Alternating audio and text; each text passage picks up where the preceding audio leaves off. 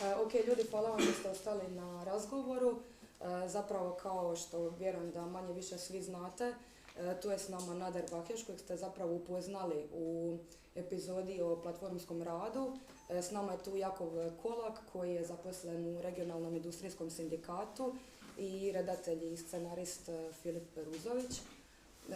Evo, ja bi sad, prije nego što načnemo neke druge teme koje su možda bile ili manje bile zastupljene u ovim epizodama koje smo pogledali, zapravo počela priču sa samim serijalom. U principu za sami start zanima me koja je bila motivacija i da nam možda daš koju crticu o samom procesu snimanja. I zapravo ono što me dosta zanima je kako ste dolazili do ljudi koji su se zapravo otvoreno izlagali, istupali i govorili o svojim prekarnim pozicijama, mizernim plaćama, penzijama, nesigurnim uvjetima rada. Mislim, samo bi dodala da, nažalost, danas živimo i dalje u društvu gdje se o plaćama i penzijama uopće ne govori. Ako se govori, govori se o nekim prijateljskim okruženjima gdje zapravo dosta nesigurno govorimo koliko smo plaćeni / potplaćeni, što zapravo u nekom daljem procesu svega koči moment nekog kolektivnog organiziranja i neke konkretnije borbe. Pa evo, sad sam ja tu puno svega izgovorila, ali evo da nam daš koju crticu o tom procesu. Mogu iskoristiti priliku samo da zahvalim. Naravno, da. Htio bih se zahvaliti članovima ekipe od kojih su neki ovdje, to je producent Vedran Šuvar koji je iznio ovo sve na svojim plećima, Dada Žitko koja je radila transkripte i omogućila nam da špicu uspijemo realizirati, Marijan Živić, direktor fotografije koji je snimio sve epizode, Jakov Kolak koji je urednik, scenarist, novinar, i Nader Bakeš koji je, kao što se rekla, protagonist epizode Platformski rad. I htio bih se zapravo zahvaliti svim protagonisticama i protagonistima emisije, jer mislim da je zapravo da su oni glavni dio ove emisije i mislim da je trebalo hrabrosti da svi ti ljudi kažu sve te stvari koje su izgovorili, tako da se zapravo njima više od svega zahvaljujem i čestitam im na toj hrabrosti da sve te probleme iznesu. A sad kako je emisija nastala, Jakov, Mateja Gregorinović, Teja Radović i Dunja Kućinac i ja se znamo već dugo sa portala Radnička prava na kojem smo svi surađivali u raznim oblicama. Jakov i Teja su uređivali tekstove, Mateja, Dunja su pisali. I Peričko nema zaboraviti. I Ivana Perić također, koja je sudjelovala u pripremama zapravo serijala, ali na kraju nije mogla raditi na samom serijalu. Tamo se okupio neki kolektiv mladih novinara koji su pisali odlične tekstove i istraživali su zapravo sve ove teme kojima se tu bavimo, ali taj portal je imao relativno ograničen doseg jer ga nije čitao velik broj ljudi. Eufemizam. Eufemizme koristimo. Tako da nekako smo krenuli razgovarati o tome zajedno kako da taj sav rad dođe do što šireg broja ljudi i nekako nam se onda učinilo da zapravo televizijska emisija bi bila najbolji neki formati, najbolji mediji, da se tim ljudima i tim pričama da neki prostor.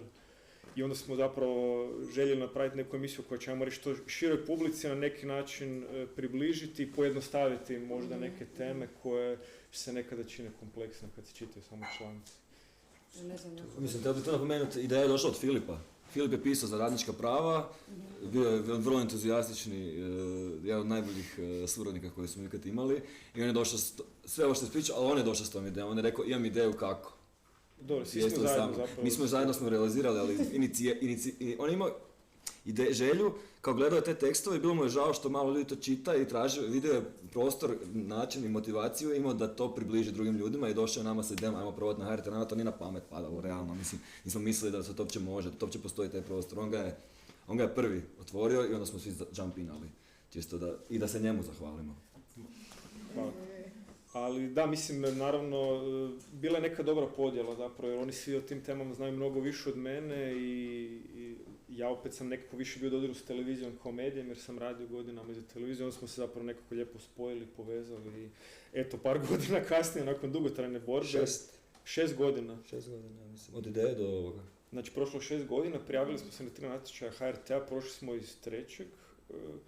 pokušaja, ali je meni isto drago što na HRT-u ima hrabrih ljudi koji su odlučili pogurati ovu emisiju i stvarno moram reći da nismo imali nikakvih problema u tokom rada na emisiju u smislu neke cenzure. Zapravo smo imali dobru podršku u našem uredniku Stipi Alferu, kojem se isto zahvaljujem jer je zapravo cijelo vrijeme bio uz nas, dolazio i na snimanja i nije se uopće uplitao u sadržaj. Tako da mislim da Jakov to isto može potvrditi.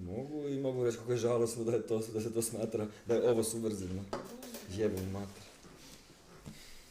Ne, za jednu nacionalnu televiziju koja bi trebala pokrivati teme od javnog interesa da se mi zahvaljujemo da neko ovo pusti.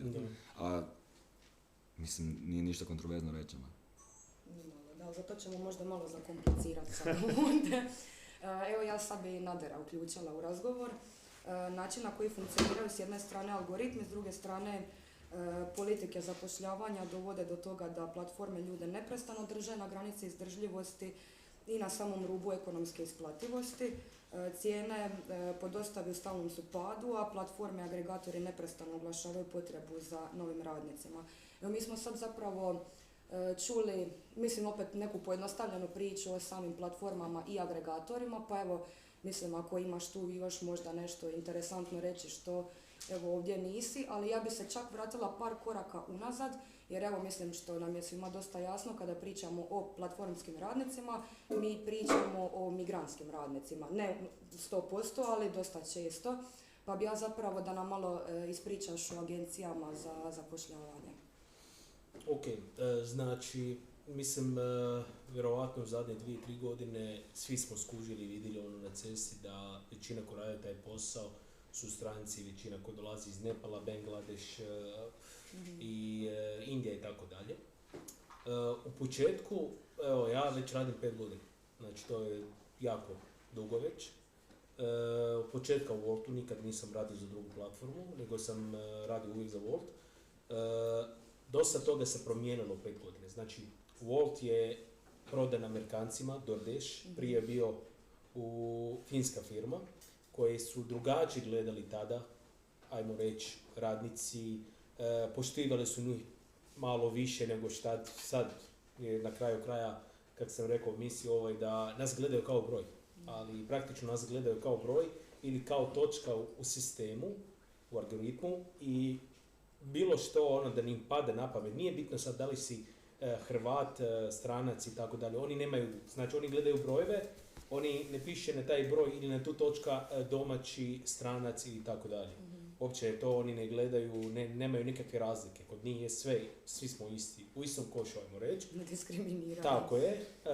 Uglavnom i za bilo kakvu grešku, ne znam, prijava korisnika da sam bio nekulturan ili prijava od restorana, zato sam bio malo živčan, pa sam ga pitao više puta kad će biti dostava gotova, već sam u minusu i možeš jednostavno dati otkaz. A mislim, nije otkaz, ali da ti ugasi. Jer oni smatraju da smo mi partner dostavljači i da oni kao platforma imaju pravo totalno, bez upozorenje, bez ikakve opomene, isključiti ili uključiti čovjeka. Znači, kod njih ne postoji, ajmo reći da ideš negdje, kao na primjer kad ti šef upozori, kasnio si 3 puta na posao, molim te više nemoj kasniti, dobiješ mail ti kod njih ne postoji mjesto ti da ideš raspravljati s njima kao poslodavac. Znači onda sjediš s njima, da raspravljaš, niti mail. Znači oni su sve kanale koje smo imali prije 2-3 godine, oni su nama te kanale nekako blokirali. Znači trenutno mi ne možemo, evo jedan veliki primjer, ja sam nastradao prije 4 mjeseca. Imao sam nesreću, saobraćajku nesreću dok sam vozio i naravno postoji njihov vanjski sustav, firma za osiguranje kao dostavljača, koji nije uopće u Hrvatskoj i polica osiguranja je jako i niska. Znači za smrt bi dobila 5.000 eura. Obitelj dostavljača bi dobio 5.000 eura, ali dobio bi više za sahrane i tako. Znači skoro 15.000 eura. Mislim, to je žalosno i smiješno da se najviše isplati umret ili poginuti na cesti kod Wolta, da dobiš nešto. U mojoj slučaj, gdje mi pukao kuk na oba dvije strane, ja sam dobio samo 750 eura i to je najveća odšteta. To je najveća odšteta. Znači, ako si razbio sve zube, isto dobijaš 750 eura. Ne gledajte ono, ne znam, kao po svakom zubu 500 eura ili ne znam. Ukratko, čak ono za fizioterapeutu i tako dalje, šta oni moraju to pokrivati i piše o policu osiguranje, oni nisu mi platili još taj drugi dio. I ja sam već snimao u komunikaciji i sa Woltom i sa ovom firmom osiguranje. Ja se javljam u ovu firmu osiguranje, oni kažu Wolt nama nije odabrao da ste vi išli na fizikalnu terapiju. Ja njima šaljem račun koji sam išao privatni. Oni kažu da, ali Wolt nama nije... Čekaj, pa Wolt nema veze s tim. Ako ste vi potvrdili ozljedu na radu 25.10. onda i vidi se u nalazima TDD i tako dalje, pa onda vjerovatno nisam ja išao na fizikalnu terapiju jer mi je onak kao dosadno doma, pa idemo na fizikalnu terapiju jer će platiti Wolt. Tako da ima puno toga, plus što se tiče stranci najviše, to trebam... stranci nekako i ti agregatori, nisu agencije nego agregatori. Agregatori su prije nama 3 godine točno, kad smo imali prvi prosvjed i štrajk, kad su bili 90% radnika tada domaći, agregatori su nam rekli u Wolt uredu, više nećete zarađivati kao 15.000 kuna, zaboravite te cifre, budete se vratili na minimalac. Ili ćemo dovesti ljudi koji će raditi 12 sati, to je točno su nama rekli ispred glavnog direktora Wolta. Ja sam bio na taj sastanak koji će raditi 12 sati, neće se buniti za minimalac. Znači to je nama bilo rečeno u uredu, nas je bilo preko 10-15 nas koji smo sjeli tamo na taj sastanak i oni su tako bahati nama obavijestili kako će biti taj posao u budućnosti. I počeli su oni srediti domaći ljudi sa smanjenje cijena rada, komplikacije, probleme, zabranjeno otvaranje obrta, moraš raditi za agregator itd. Zbog neke greške dati otkaz i tako dalje, dok smo došli do zarabljivanja sada koliko ima stranaca i koji rade drugačije. Znači u Wolt ima trenutno 162 osobe točno koje radi direktno. Tu u emisiji je bilo 58, ako se ne varam pisalo, ako nisam pogrešio sa brojkom. Znači, točno sad imaju 162 osobe koje rade direktno, stranci, ali kod njih, kad radi direktno, onda imaju 40 sati rada. 8 sati svaki dan, online, offline. Dok ovi koji rade kod agregator se gledaju offline, online, efektivno radno vreme. Znači, kad ima dostavu, a kad nema, ako nema 3 sata dostavu, on mora biti na cesti, ali to se njemu ne broji kao radno vrijeme. Znači, on mora popuniti svaki dan minimalno efektivno radno vrijeme 6-7 sati da može ići doma. Dok ovi koji rade za Wolt, oni imaju drugačiji sustav. Plus, naravno, i ovi koji rade isto u Woltu, danas su radili šta je onako opasno vani, ja gledam, opasno je jako, znači voziti bicikl, taj bicikl od Wolta ima preko 50-60 kila, sa ogromnom ovom crnom kutijom iza, i oni ga trpaju sa 10 dostave koliko može, jer oni štede više na njih, jer oni imaju fiksnu plaću, a mi ko radimo preko obrta ili preko agregatora radimo po učinku. Tako da tu najviše profitira u cijeloj priči, najviše da skratimo te agregatori. Znači agregatori trenutno u Hrvatskoj ima preko, koliko sam vidio, 2000 nešto novo. Oni smatraju, by the way, i mi kao obrti, nas smatra, Ministarstvo rada smatraju nas kao agregatori. Ali Wolt ne prihvaća, na primjer, da mi zapošljavamo drugu osobu, sestru, brat, friend, da radi kao preko mog obrta kao za Wolt. Nego on mora otvoriti svoj obrt i raditi. Tako da tu ima puno toga, iskorištavanje, na primjer, prije 6 mjeseci prvi put u povijest Hrvatske, by the way, kad smo imali taj ispred Wolt ureda, taj štrajk i prosvjed. Prvi put da su došli 100 stranaca u povijest Hrvatske ispred firme, da su počeli vikat tamo i kao low pay, no way, i pokazali su medijima kako su dobili prijetnje od agregatora da će njih deportirati, da će njih isključiti, da će njih izbaciti stana itd.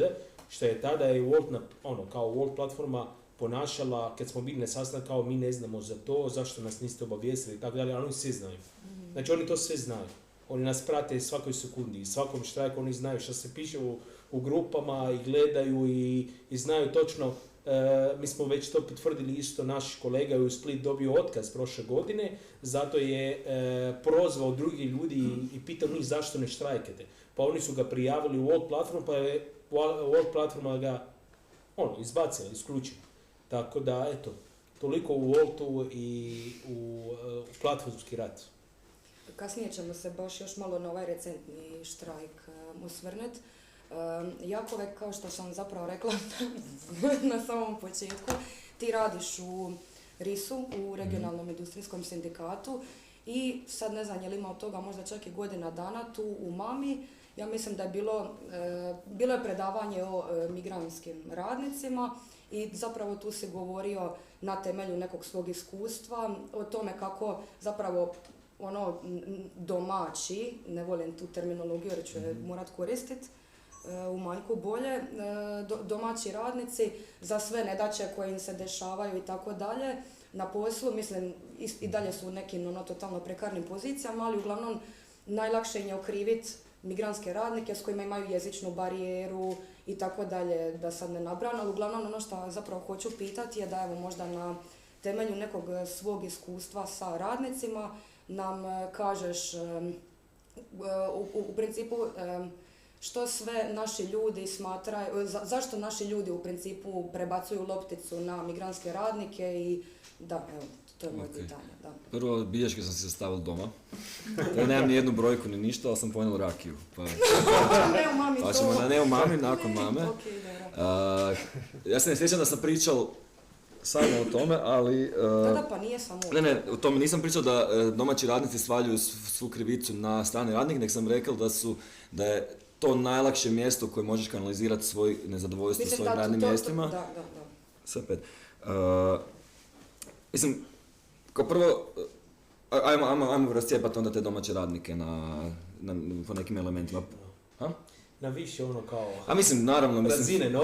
Mislim, stvari heterogene i njihove reakcije tih ljudi, reakcije domaćih radnika od stranih radnika su utjecane iz više pozicija, s više mjesta, sa više faktora. Mislim, prvo je ksenofobija, koja se potencirala u zadnjih nekoliko godina, jer ako se sjetimo, prije 4-5 godina nije tako izgledalo, nije bilo normalizirano ovako govoriti o stranim radnicima. Ona se potencirala bilo kroz rasističke, desničarske krugove i lokalne medije, ali se potencira i kroz neki globalni protok informacija, sve te teorije zavera. I mislim, pričao zamjeni sam ništa, da ne pričam sad dalje. Video snimke koje su isfabricirane, koje prikazuju, mislim, ljude se stvarno hrani strahom. Strahom koji, ja mislim, temeljni kojeg svi imamo, ovo mogu reći za sebe, kojeg i ja imam. Strah od nepoznatog, strah od stranog i samo je razlika dok si svjestan od kud ti taj strah dolazi i može ga kontekstualizirati, ili si izložen nečemu da ti taj strah stalno potencira. I mislim da su ljudi izloženi ogromnoj količini zastrašivanja, informacija i šiftanja blema prema njima i da je danas teže pričati o migrantskim radnicima nego je bilo prije 4 godine sa našim domaćim radnicima. I taj dio, naravno, to se treba boriti, to treba osuđivati, ali mislim da bi i ne raditi s tim, ali treba to i razumjeti. A drugi element koji nije vezan samo uz tu, ne može se uklopiti u priču izmanipulirani ljudi ili duboko ksenofobni koji ne žele raditi na tome, koji su stvarno to jesu i stvarno misle da su bolji od drugih i boli ih. Postoji element, to je materijalni interes, odnosno postoji stvarna konkretna konkurencija između domaćeg i stranog radnika koju poslodavci iskorištavaju do neke mjere, zavisi u kojem sektoru. Ali imaš situaciju gdje su, to sam spominjala, ja mislim i tada, ali imaš situaciju gdje ti fali radne snage. Fali ti tvojih kolega na poslu, radiš za uvjete kojima nisi zadovoljan, poslodavac kaže neko se ne javlja na natječaj, jebi ga, niko se ne javlja na natječaj, ljudi niko ne žele raditi, zato fali radnika, vama je bilo lakše, ali nažalost moramo zapeti, to je konkretno ovaj starački dom, ali i čistoća. I dešava se šta? On ne želi povećati plaću i uvjete rada, nego dovede stranog radnika. Domaći radnik kako na to gleda, kao eto, dovodi strance da ne bi nama digao plaće, što je točno. Do neke mjere u nekim sektorima, nemamo sad sve analize. Onda, također, taj radnik, to je baš bilo moment sindikalnog organiziranja, strane radnike općenito, generalno ja ih ne učlanim u sindikat na radnom mjestu da bi poslodavac to znao, zato jer me previše strah, jer ih ne mogu zaštititi. Ne možemo ih svi zajedno stići, nisam siguran da će stati, da bi naši radnici stali jedan za drugog i mogli ići toliko daleko da zaštite od otkaza, a kamoli prema stranom radniku. Jebote, zablokirao sam, čekaj. Da. I sad se dešava situacija da mi smo u nekom fajtu, a strani radnik neće biti taj koji će se tome priključiti. Zapošljavanjem stranih radnika može se umanjiti vaša snaga, može se povećati ucjenjivački potencijal poslodavca prema radnicima koji se bore za nešto i to se dešavaju u Woltu. Ne? I iz te perspektive, kao čak i sa sindikalne perspektive, bi ih mogli gledati kao oni nam otežavaju naš napor da nam bude bolje. Mislim, i poslodavci to rade, poslodavci to iskorištavaju, ali zašto poslodavci to mogu raditi i to iskorištavati? Zato jer koriste tu poziciju stranog radnika koja je još 3 puta gora nego pozicija domaćeg radnika, kako bi to i radili. Isto tako ovo sa 12-16 sati vožnjom za minimalac, to nije samo u platformskom radu, to je svugdje. Ljudi dolaze ovdje, oni su ucijenjeni puno više nego ljudi koji su ovdje žive. Migrantski radnik, te priče smo pričali, ne moram ići u detalje, ali on je osobno vezan u poslodavca. Njegovo bivanje ovdje je više manje vezano uz tu osobu poslodavca. On je dobio dozvolu da bude ovdje jer je zaposlen kod XY poslodavca. To disproporciju moći između radnika i poslodavca još dodatno povećava. I dok imaš tako strukturirano polje, naravno je da će ti ljudi, strani radnici biti poslušni, ucijenjeni i pristajati na to sve. Poslodavac će to iskorištavati i potencirati, a domaći radnici će biti gledati na to ko prijetnju ugrozu svojim materijalnim interesima. I to sve stoji. Ali, kao ne trebamo stati na tome. Ljudi, treba raditi sa ljudima i mogu reći neke stvari koje koristimo u svakodnevnom radu sa ljudima, sa našim radnicima. Dakle, imamo povjerenike koji paze da se tim ljudima ništa gore ne dešava. Ne vole ih ni povjerenici, svašta tu ga ima. Imaju predrasude i oni sami svoje, ali uspjeli smo doći na tu razinu da njima mora biti jednako dobro, da moramo paziti da se njima ne krše radnička prava jer onda normaliziramo to. Ako ne funkcionira, mislim to ponavljat ću 100 puta, s ljudima koji ne prihvaćaju strane radnike, znači ne uzimaju u obzir tešku poziciju koje se nalaze i nisu sposobni iskazati neku solidarnost s tim, a mnogi jesu. Mislim, mnogi jesu, iako su desničari. Kao, oni će ti donijeti kolače ili će te pitat kako si ili će vidjeti da neko njega zajebava. Ne? To možemo uopće izbaciti tu ideološku podjelu. Kaj se jebote, koliko digresija. Možeš vratiti? Mogu se ubaciti. Čekaj, jednu stvar sam samo htio reći. Nekakve pali, ponekad pali, da im kažeš nije bitno da ga voliš ili ga ne voliš, oni su tu. Oni su došli isto trbuhom za kruhom, ko što i ljudi odlaze u Europu, kao, to je činjenica. Strani radnici su ovdje, imaju potrebu da prežive, došli su ovdje, neće nestati. Poslodavci ih dofuravaju. Ono što ti možeš napraviti kao radnik koji se nalazi u situaciji koji se nalazi je prihvatiti to da je osoba tu i osvijestiti da je tebi u interesu da njemu bude barem jednako koji tebi. Odnosno da ako strani radnik radi u gorim uvjetima rada, ako ti okrećeš glavu na iskorištavanje stranog radnika, omogućavaš takvo ponašanje i prema sebi. Dakle, onda na kraju svedemo na obični materijalni interes. Tebi je u interesu da radnik, strani radnik, migrantski radnik ima iste uvjete rada koji ti, time ti štitiš svoju poziciju. I to, na kraju to često upali. Mislim jer to je na kraju istina. A ovak, priče su heterogene, mislim stvarno na ljudi koji kuže sve to, ali radnici su pod utjecajem tih nekih, koji svi mi, pod tih nekih vanjskih faktora na kraju krajeva. I za kraj, mislim, moramo isto biti svjesni da poticanje rasizma i nesloge, odnosno međusobnog krivljavanja stranih i domaćih radnika, straha, netrpeljivosti od njih, za toga postoji i materijalni interes onih koji ih zapošljavaju, oni koji zapošljavaju i nas i njih, i u njihovom materijalnom interesu je, ne radi se samo to iz rasizma, radi se iz čistih materijalnih interesa da se onemogući solidarnost između radnika belih i smeđih ili kako hoćemo zvati, domaćih i stranih. Zato jer najveća noćna mora je vidjeti nas ujedinjene i nas vidjeti u poziciji da možemo sa njima pregovarati, odnosno ne pristajati na uvjete koji nam nameću. To je njihova noćna mora. I mislim da je istovremeno i zato gledamo ogroman porast ulaganja u taj tip netrpeljivosti između stranih i domaćih radnika i uopće generalno ciljanog fokusa da se razdvoji. i da se skrene pozornost između toga što se dešava, a to je da se profiti masno povećavaju, da se nejednakosti masno povećavaju, da ljudi žive siromašnije nego što su živjeli i svjesni i svi žive s tim na svojim leđima. Ovo im pomaže da se usmjeri prema najslabijim. I reći zadnju stvar, i generalno na samom radnom mjestu, u strukturi radnog mjesta, ljudi budu to sve shvatili, mi razgovaramo to sve i nezadovoljni budu i rekli budu nije strani radnik kriv. Ali u situaciji dok treba progovoriti, dok se treba suprotstaviti nekome, znači da se treba, puno se teže suprotstaviti prema gore.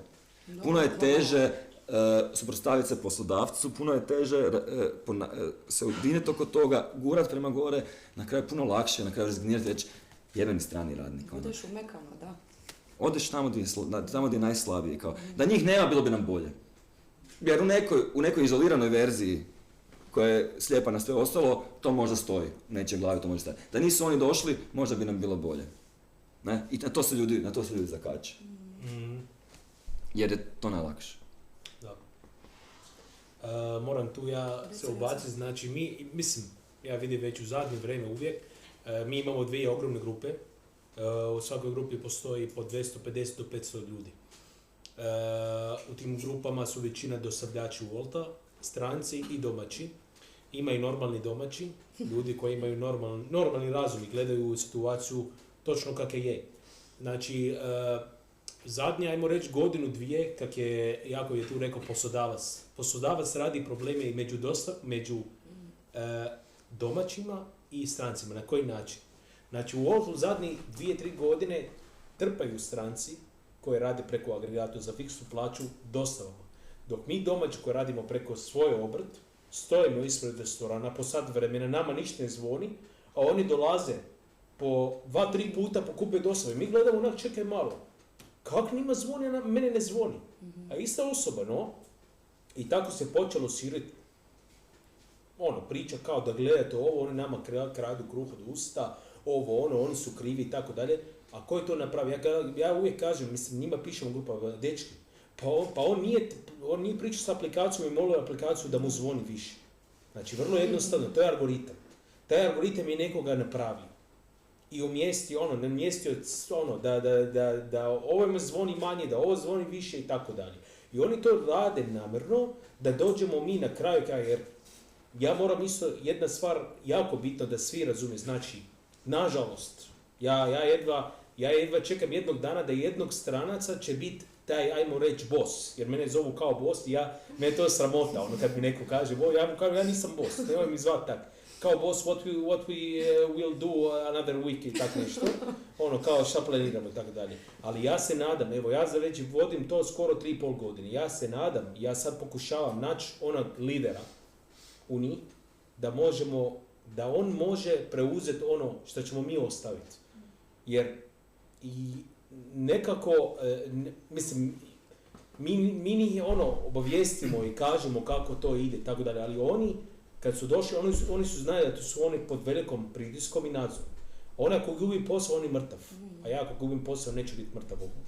Imam državljanstvo, no? A on nema. Znači, on se boji nekako reći ime i prezime i da je problem i ovdje.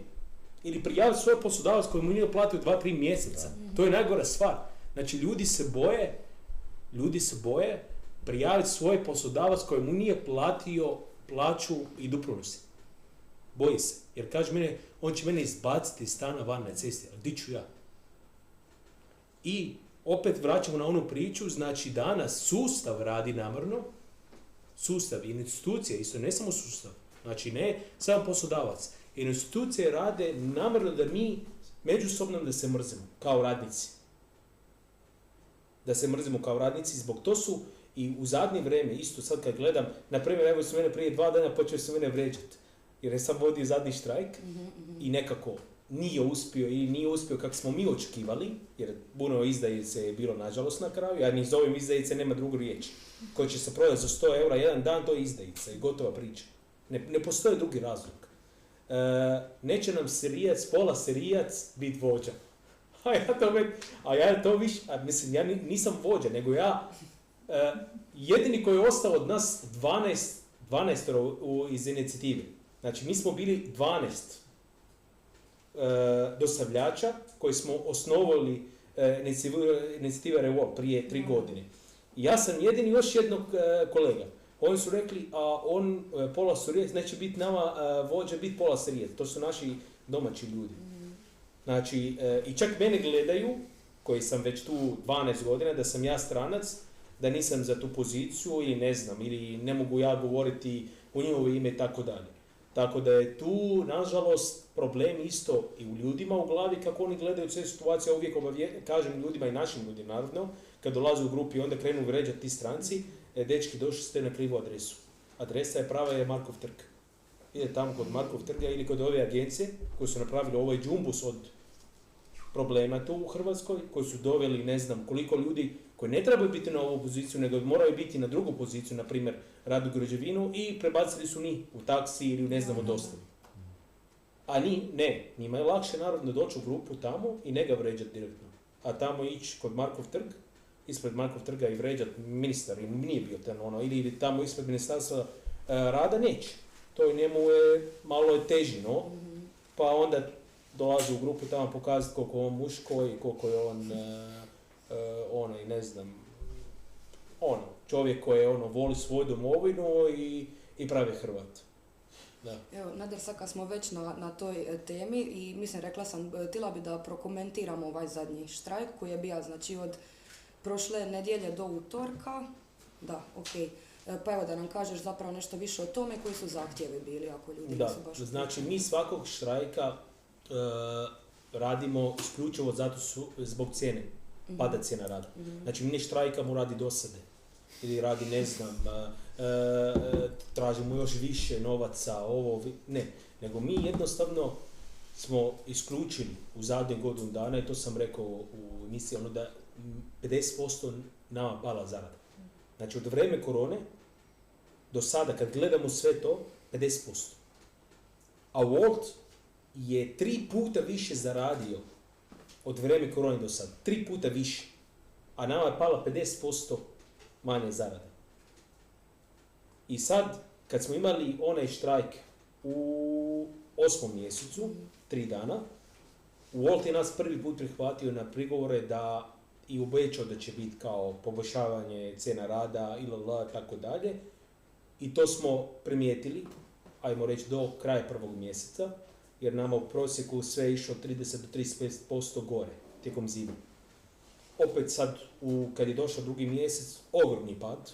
Znači, mi smo počeli voziti za bagatelu, znači ništa. Znači, voziš, nosiš dostavu, ali praktično ti na kraju ćeš platiti korisniku, evo ti je 2 eura, hvala što se naučio Wolt, no? Jer toliko je bilo neisplativo na kraju, da, mislim, bruto može raditi na biciklu 6 eura. Bruto ili 7 eura. Kad ti makneš troškove, ti ostane 4 eura. To je minimalna, to ne postoji takva satnica, no? Znači, i još da ne pričamo o rupama među dostavama. Znači, ti po sat vremena ti ne vozi, nemaš dostavu, a to broji, mislim, to ti vreme košta svaka minuta. I na kraju smo pitali većina dostavljača u grupi, gdje su većina stranaca tamo, znači 90% su stranci, kako im zarada bila u 2. mjesecu, svi su na anketi glasali, stavili da je jako loš, da je ogromni pad, s obzirom kako je bilo 11. 12. i 1. mjesec, ajmo reći nekako dobro, da je njima pala zarada opet sada što je bilo kad 8. mjesec prošle godine. No? I da moramo hitno nešto preuzeti. I tu smo mi pitali za štrajk i naravno većina njih bili složeni oko štrajka i tako dalje. Čak su oni birali dane za štrajk, jer mi smo kao pitali hoćete li dan, 2, 3, većine su glasali za 3 dana, onda smo stavili koje dane bi bilo najbolje za štrajk i oni su isto glasali i mi uzimamo kao demokratski, ajmo reći, nema tu boss je rekao, ne znam, ili vođa rekao da će biti to, nego stvarno baš tako gledamo, za svaka stvar. I većina su glasali za taj štrajk da će biti nedjelja, ponedjeljak i utorak, ali nažalost i to smo nekako očekivali, ali ne tako. Wolt je već bio pripremljen, znači vade oružje, njegove oružje su pare, razvili su štrajk na način da su dali cijeli dan ali cijeli dan. Mi smo naše, by the way, zaboravio sam reći što su naši zahtjevi bili. Znači, to su 3 zahtjeve su bili.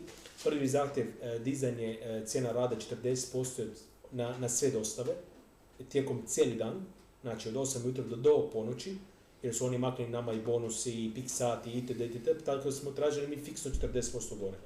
Drugi zahtjev je bio definiranje cijena rada. Mi to tražimo već preko 2 godine. Niti država nije stala na našu stranu, platforme uopće to ne žele slušati, to je njima noćna mora. Šta definira cijene rada, znači mi tražimo da piše nama u aplikaciju točno koliko je start, koliko je pick-up, koliko je drop-off, koliko je kad radiš preko vremena, znači kad radiš iza ponoći. To treba biti više plaćano. Ne može biti rad u 12 popodne, isto kao rad u 1 ujutro. Oni to ne žele isto definirati. Znači oni neće nama ništa definirati, oni nama samo bacaju, kako ste vidjeli tu na emisiji, bacaju scenu na ekran. Sad, da li je 2 dostave, jedna, ti ne znaš koliko je pick-up, koliko, ne znaš ništa. To je drugi zahtjev. Treći zahtjev je bio poboljšanje algoritama. Znači, mi imamo problem s algoritmom. Ne znamo kako radi. Mi do današnjeg dana mi nemamo pojma kako funkcionira. Oni kažu da dostavljač koji je najbliži restoran, on će dobiti dostavu, jer i to mora tako biti logično. Da mene zvoni ako sam ja najbliži restoran. No, ali ja vidim neko koji je došao daleko 6 km ponekad. Ja pitam bez srama, kako ti tebe zvonilo, ja tu stojim. No, ko mi kaže, ja sam bio, ne znam, na Mostu Mladosti, a mi smo na Trešnjici. No, tako da tu ima puno upita i do današnjeg dana mi nismo uspjeli niti preko države doći do definicije kako radi taj algoritam. Jer država se ne može gurati u tim platformama na neki način i poslati inspekciju da vidi kako to radi, taj sustav njihov. Tako da su te zahtjeve bili su glavni zahtjev koje tražimo i koji non stop mi ponavljamo na svakom štrajku, ali eto, nažalost, ovaj štrajk je bio nekako neuspješan, bez obzira da smo 3 dana štrajka, Wolt je morao platiti cijeli dan 40%,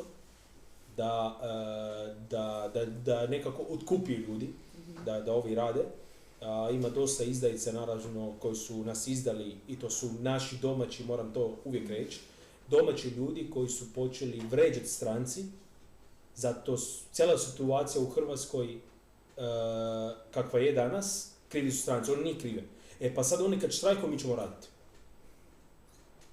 Malo da popunimo džep. Hvala Bogu da oni štrajkaju. Pazite ovo, znači, domaći ljudi koji je ovisan u Hrvatskoj poslodavcu, znači on bez poslodavac i njegov ugovor ne može biti u Hrvatskoj, on je štrajkao dok su naši ljudi radili. I prodali su točno za 100 eura. Točno, neki ljudi su nama poslali kao da nam malo živciraju. Evo vidi koliko su zaradili danas dok ste vi štrajkali. Tako je problem u tome da te ljudi koji su otkupili, naravno i Wolt tu koristi taj oružje novaca i uvijek svaki štrajk je koristi tu oružje, ali ovaj put je baš debelo platio. Ne znam što ćemo sad kasnije napraviti, jer sa obzirom da su ljudi malo, prvi štrajk koji nije uspješan je bio kak treba. Ne znam šta će odlučiti stranci, jer to na njima na kraju. Ja kažem, vi ste 90%. Znači, vi nekako možete gurat to naprijed ili nazad. No, ja mogu vam dati neke ne znam, savjeti tak nešto i reći ovo valja, ovo ne valja. Ali eto, možda idući korak i smatramo da bi bilo to normalno, da tražimo, da idemo u prosvjed ispred vlade. I da tražimo ono što mi sad tražimo, jer ako vlada će sad uskoro definirati cijena rada taksi, Uber i Bolt, onda je može definirati cijena rada dostava Glovo i Wolt. I mi to tražimo. Jer onda točno možemo reći i tužiti ako treba, kad nama spuste cijena rada. A sad nemamo nigdje definirano cijena rada. Mi samo vidimo da cijena je pala, da je dostava nekako pala, ali ne možemo znati koliko je pick-up, koliko je drop-off i tako dalje. Evo ja bi sad lagano možda i privodila kraju, pa bi se onda vratila na epizodu o penzionerima. Mislim, kao svi mi znamo neke ljude vani, epizode koje smo pogledali, koji su nekad živjeli neki dostojanstveni život i sada u svojim podmaklim godinama evo rade. Mislim, meni je i jedna scena u epizodi platformskog rada gdje ti prolaziš biciklom, a zapravo u kadru je jedan stari čovjek koji kopa po smeću, to mi je baš... Imamo zapravo, dosta, by the way, ljudi koji radi isto, umirovljenici rade u dosta njih ima. bizarno, Da, doslovno da. bizarno. Da, ne znam, tako da baš me ta epizoda nekako, baš me potresla dosta. Mislim, htjela bi općenito da malo vi prokomentirate kako je vama tekao čitav taj proces, ali bi se također referirala na novu mjeru koja se nadovezuje na dosadašnju mogućnost rada umirovljenika 4 sata dnevno uz primanje pune mirovine. Pa evo, ne znam, ako možete malo o tome.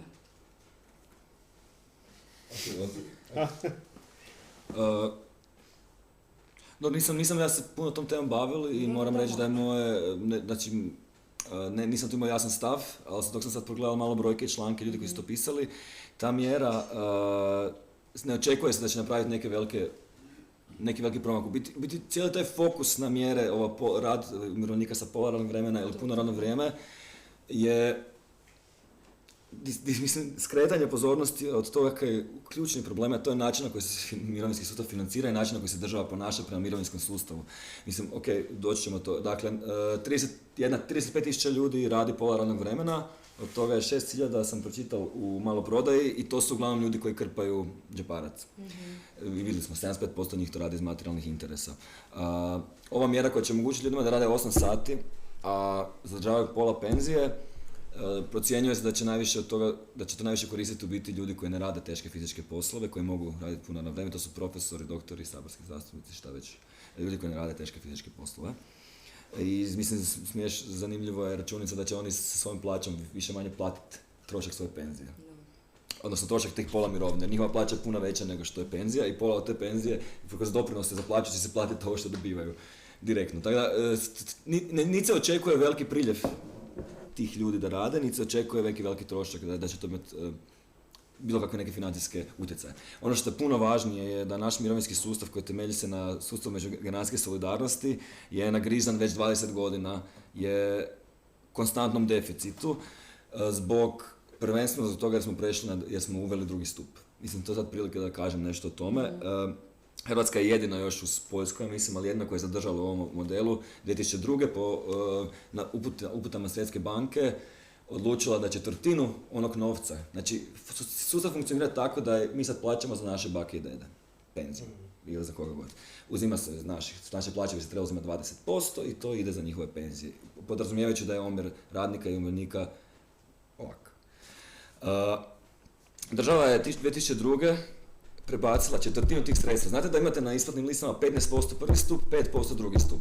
Dok to pretvorimo u postotke od 100, to je znači 25% novaca koje bi trebalo ići za penzije naših baka i djedova, ili mama i tata, odlazi direktno, odnosno odlazi u privatne mirovinske fondove koji su pod kontrolom 4 banke u Hrvatskoj, koji su obvezni, koji nisu dobrovoljni, u kojima su garantirani prinosi tih banaka za upravljanje tih fondovima i koji su biti neuspješno upravljaju tim fondovima, zato jer je prije 6-7 godina rečeno, da je to bila ona reforma prije 4 godine, da samo 3%, da se ta reforma isplatila samo za 3% ljudi, za 3% najbogatijih. Svi ostali je bolje bilo ostati u prvom stupu i država mu nudi tu mogućnost za vraćanje u pristup, to je sad prekomplicirano. Ali, dakle, već 20 godina svake godine nama fali četvrtina novaca za isplatu penziju postojećim umirovljenicima uz obećanje da će nam penzije biti veće u budućnosti, zato jer će banke oploditi tih 25%, da će one to uložiti i da ćemo biti bogati zbog toga jer su one upravljale tim rizicima. Pritom, te novci u drugom stupu nisu tvoji, ako umreš ne dobivaš ih, sad su nešto malo promijenili, tome nešto dobiš neki dio. Uglavnom, ta situacija je generirala povećanje javnog duga, jer se država svake godine morala povući neke te pare da isplati trenutnim umirovljenicima. Uglavnom, mi od tog sustava ne odustajemo. Svaki put kad se političar najavi da bi možda išlo ukidanje toga, srušila se sva salva drugih materijalnih interesa i pritisaka na njih i od toga se odustaje. Dakle, imamo jednu kroničnu rupu u mirovinskom sustavu koja postoji već 20 godina, koja opterećuje mirovinski sustav i opterećuje penzije sadašnjih umirovljenika. Generalno, naravno, nije sad samo to. Mislim, nevoljkost države da se time bavi je, naravno, indikator toga kako država pristupa tome, ali imamo situaciju i tu smo spomenuli 45% da nam prati prosječna plaća, nove brojke su da je pala ispod 40%. Imamo zadnjih 5 godina puno veći rast troškova života, ali i plaća.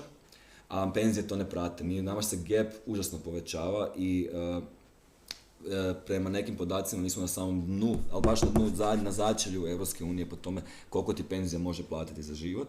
I tada sve ove reforme, 67 je previše, ovaj povratak na tržište rada, sve to što država radi u biti nastoji te potaknuti ili prisiliti da radiš i smanjiti trošak za svoj mirovinski smanjiti trošak uzdržavanja ljudi i povećati na kraju iskorištavanje tih ljudi. Mislim, to je jedna strateška, u biti, pozicija države je ta koja upravlja tim sustavom i naravno koja je pod pritiskom kapitala, ajmo ga tako nazvat, da se nas gura u to da dulje radimo i da to državu što manje košta.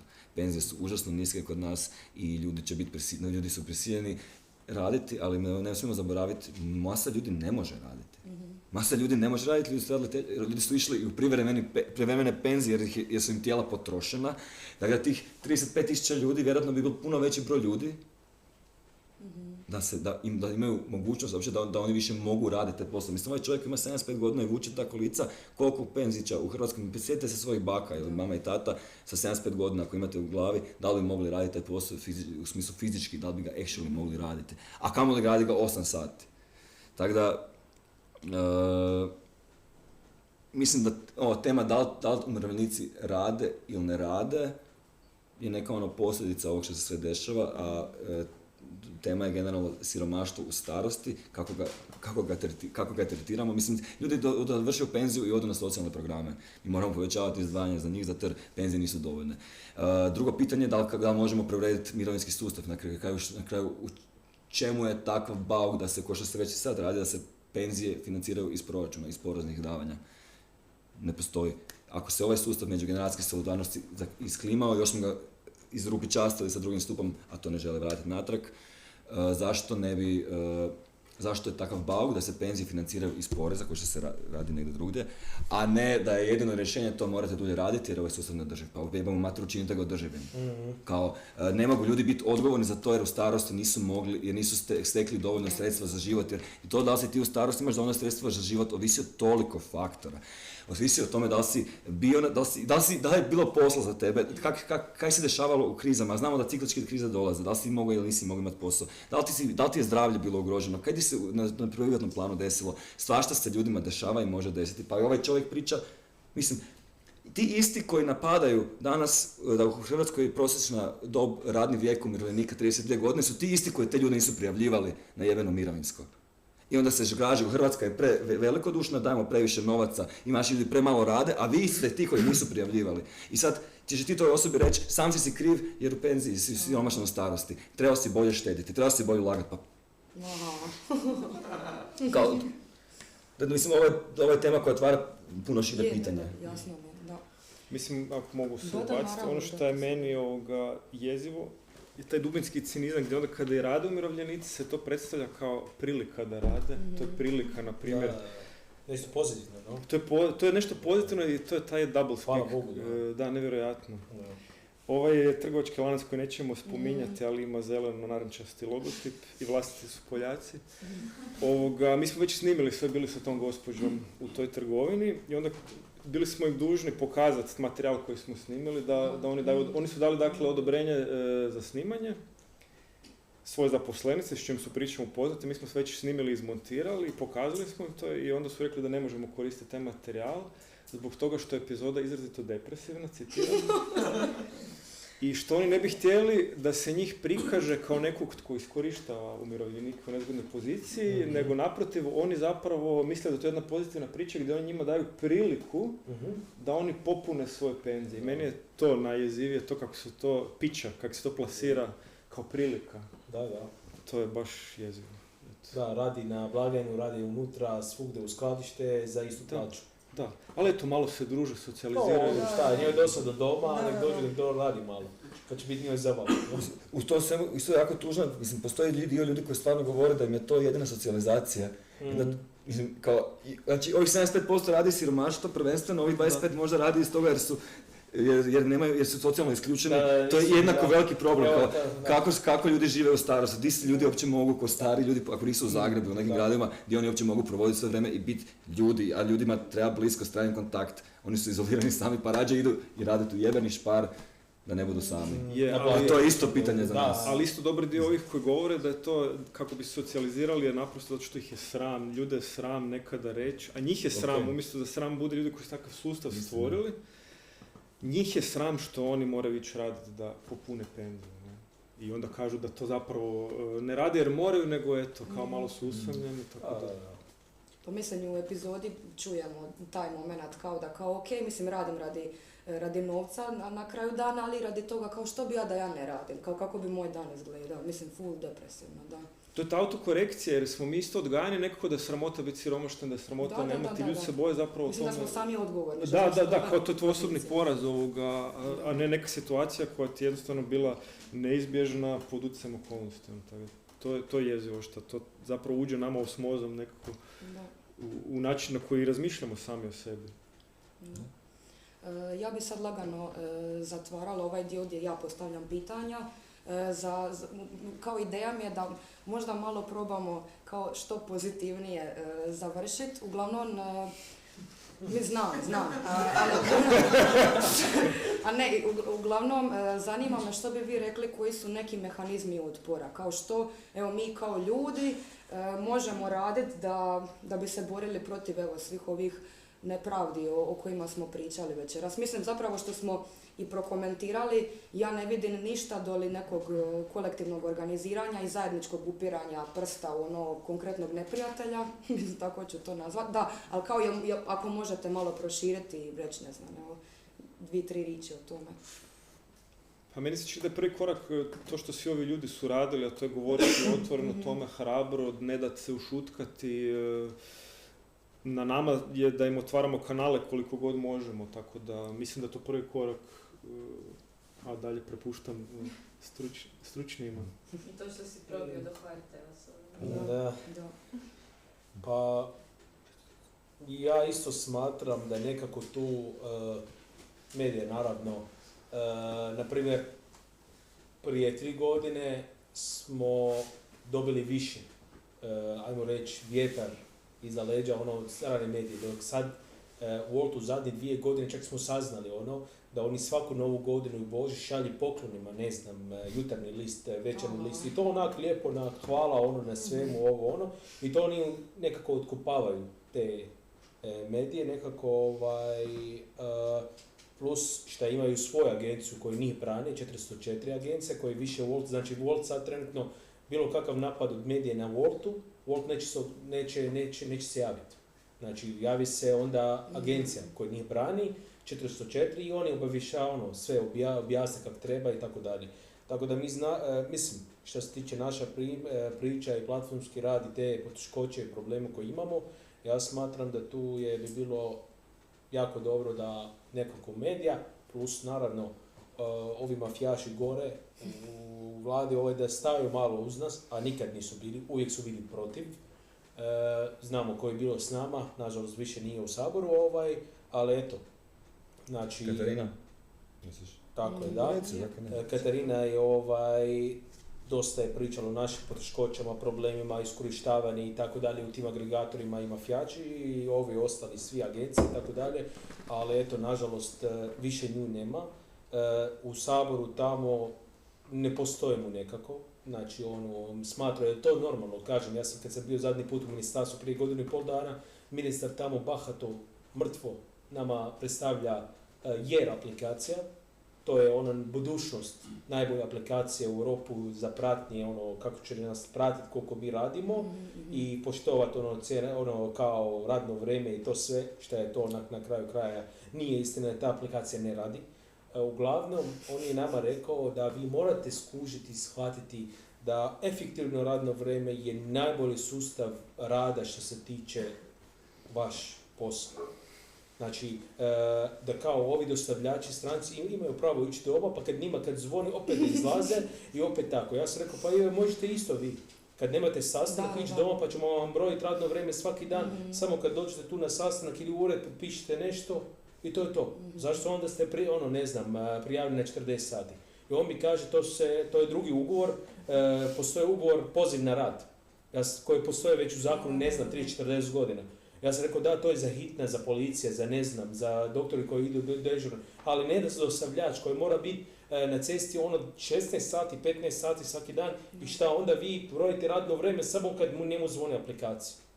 I ovo ostalo, a šta da ga udari auto kad nema dostavu? 3 sata na cesti, nema dostavu, on se vozi i auto ga lupi, jer ozljeda na radu ili šta? I on tu naravno nije znao odgovoriti. U tome je problem. Tako da je vlada cijela i država i cijeli taj mehanizam što se tiče platformski rad do sad nije definiran. I neće ga definirati nekako, jer oni smatraju da tako je najbolje sustav da može iskorištavati stranci i napraviti probleme između strancima i domaćima i tako dalje. Da. Pa dobro, ali isto tako ti daješ odgovor na to kako se protiv toga borite, to je okupljanjem i zajedničkim okupljanjem i rađenjem pritiska, jer to jednake možeš. I možeš biti kao veliki Hrvat koji sere po strancima i onda dok bacim mu 100 eura i zaraditi, mislim na sebe, ali dugoročno također sam sebi potkopava cipelu. Tada ovo je jedan od primjera, mislim Nader je baš primjer za to. Generalno mislim da se moramo, ne smijemo se... Ja sam pola Hrvat, prosto. ti si znači u pravoj mjeri. Još nisam došao još nisam više od 50, ovo se tako mi kaže da si još pola. Možda kad živim tu još 40 godina bi bio neki 51. Kad dobiješ priliku raditi u ne znam, neki ljudi mene još nisam dobio onaj certifikat. Ja ne znam koji izda taj certifikat, koji je pravi Hrvat i koji nije, koji je fake, ili pola, ne znam. Da smiješ popit rakiju sad bi dobio certifikat. Ali htio sam reći kao, ne se dat prestrašiti toliko, ne se izolirati jedni od drugih, ne se dati prestrašiti jedni od drugih, biti prisutan u zajednici, biti prisutan tu gdje možeš biti prisutan, to svi mi možemo. Ne moramo svi biti organizatori, jer to na kraju to nije jedini dio života, aspekt života organizacije na radnom mjestu. Ne?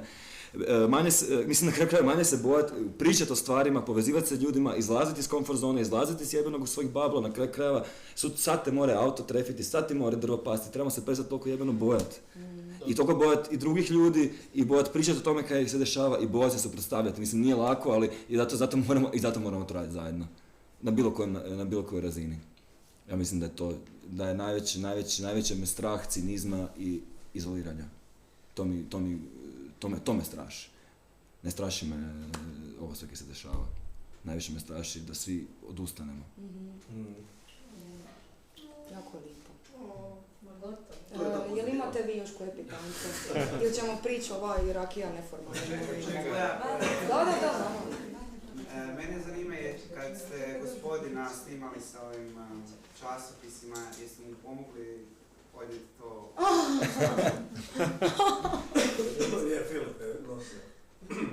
Da, ja sam u kadru nosio, onda smo me digitalno izbrisali. Gledaj, taj čovjek to radi cijelo vrijeme. On je u formu da, mislim, nismo mu pomogli jer smo ga snimali, ali da smo mu pomogli, možemo mu pomoći jednu turu odnijeti, ali on je prenio preko tih stepenica šlepere i šlepere tih letaka, nažalost.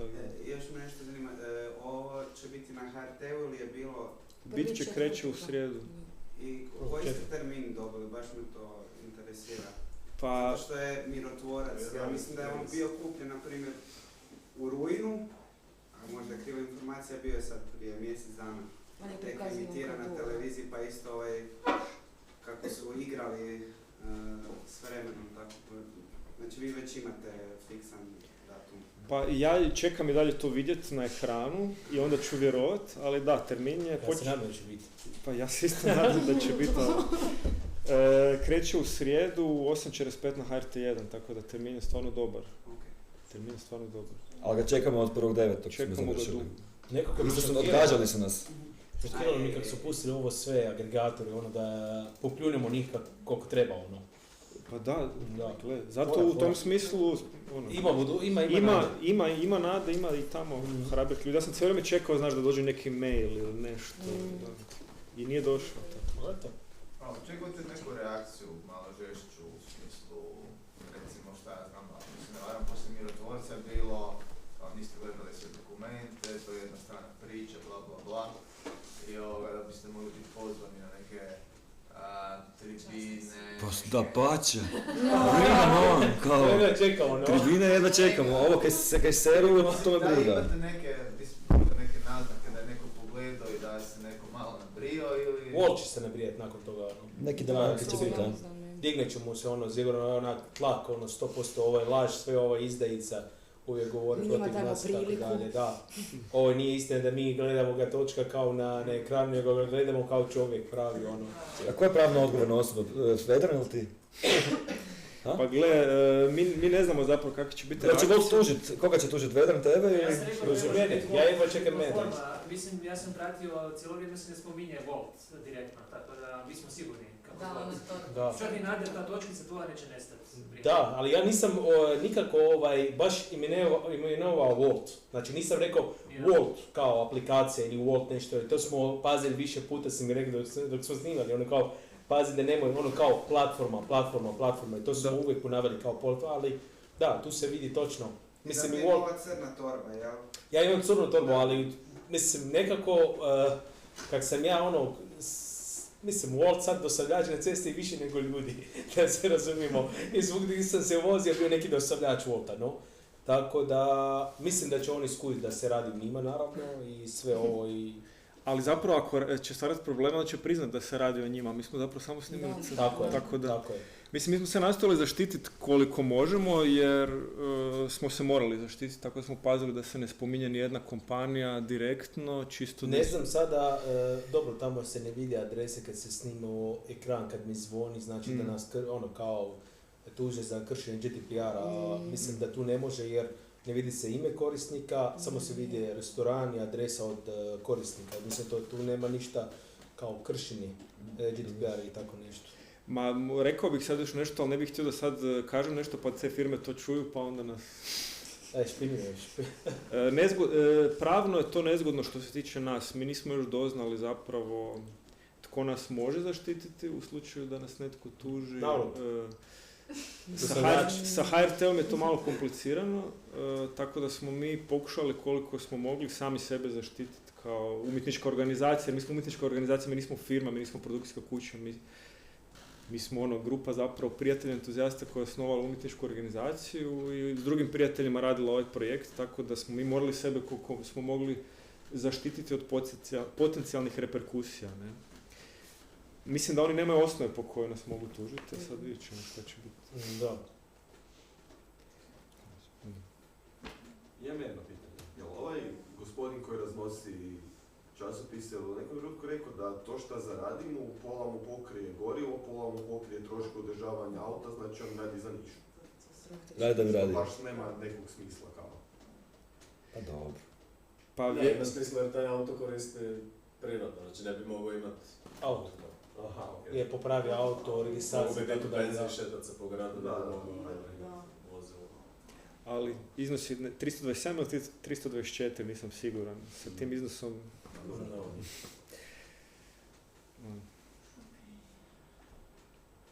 Ok, ništa. Bravo ljudi.